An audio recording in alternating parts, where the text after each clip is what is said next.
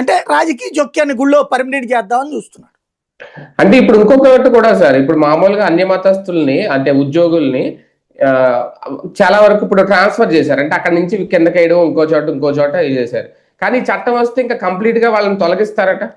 Already ఉందండి చట్టం అది. కంప్లీట్ ఇంకా వాళ్ళని ఇంకా తొలగించడం అనేటటువంటిది అవ్వదు. ఇప్పుడు కొత్తగా రిక్రూట్ చేసుకోరు వాళ్ళని. ఆల్రెడీ ఇట్లాంటి వాళ్ళని మెయిన్ స్ట్రీమ్ పోస్టులో కాకుండా సైడ్ పోస్టులోకి వేసారు, అంటే అడ్మినిస్ట్రేషన్ పోస్టులకి. వాళ్ళు రిటైర్ అయిపోతారు, ఇక ఇంకో 10 ఏళ్ళ ఉన్నట్టుంది వాళ్ళకి.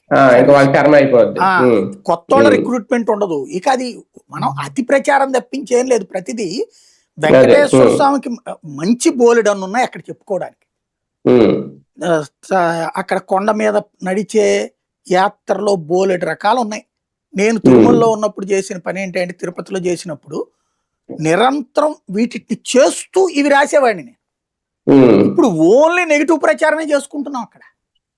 అంటే వెంకటేశ్వర స్వామి దగ్గరికి వెళ్ళినప్పుడు ఆ జాపాలి ఎలా ఉంటుంది, అక్కడ ఉన్నటువంటి ఆ కొండపైన ఉన్నటువంటి అణువు కూడా ఆధ్యాత్మికతతో ముడిపడి ఉంటది.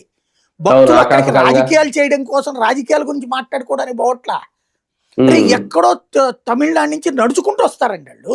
వాడికి జగన్ ఏంది, చంద్రబాబు ఏంది, వాడికి ఏం అవసరం? కర్ణాటక నుంచి నడుచుకుంటూ వస్తారు దీపాలు పట్టుకుని.